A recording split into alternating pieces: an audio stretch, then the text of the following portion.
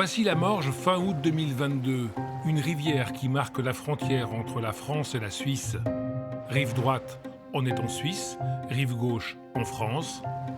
Cette rivière coupe en deux la commune de Saint-Gingolph avant de se jeter dans le lac Léman, une commune marquée par la catastrophe de mai 2015. En 2015, il y a eu un coup d'eau qui a débordé de chaque côté des bords de la rivière et a engendré de graves incidents sur la commune de Saint-Gingolph avec heureusement aucun décès et aucun blessé à comptabiliser.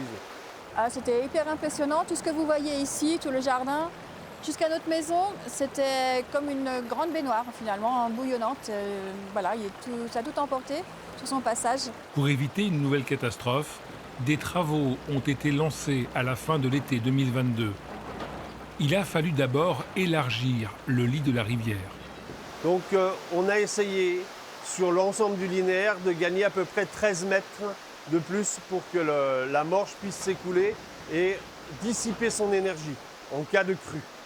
On a rehaussé les berges en faisant des murs de manière à ce qu'on puisse contenir un débit centenal de la rivière la Morge.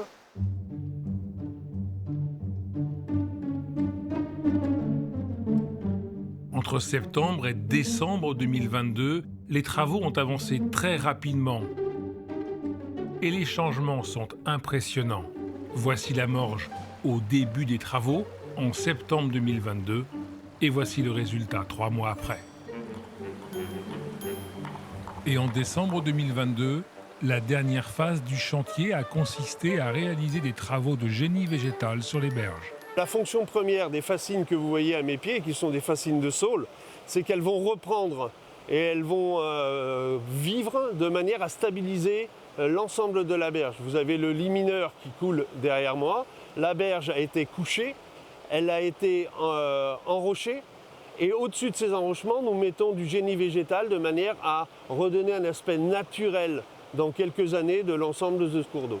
Particularité de ce chantier, il est franco-suisse. En fait, il y a un comité de pilotage qui a été mis sur place avec des représentants des deux entités, et ce depuis le début de 2015. Donc c'est grâce à ça qu'on a pu concrétiser ce projet aussi rapidement. Je dis ça a quand même bien été, on n'a pas pris trop de retard. Le coût des travaux, dont la maîtrise d'œuvre a été assurée par Suez, s'élève à 1 300 000 €. La commune suisse paye sa partie et la partie française paye ce qu'il y a en France. Soit, côté suisse, 600 000 € de travaux aidés par l'Office fédéral de l'environnement et par le canton du Valais. Côté France, la facture est de 700 000 €, financée par l'agence de l'eau Rhône-Méditerranée-Corse et le département de la Haute-Savoie. Un dossier piloté par le SIAC du Chablais. Alors ça s'est même excellemment bien déroulé sous le travail de l'entreprise Soco et sous maîtrise d'ouvrage du SIAC. Les travaux ont pu se réaliser en temps et en heure et aujourd'hui on tient les délais et on tient surtout les financements.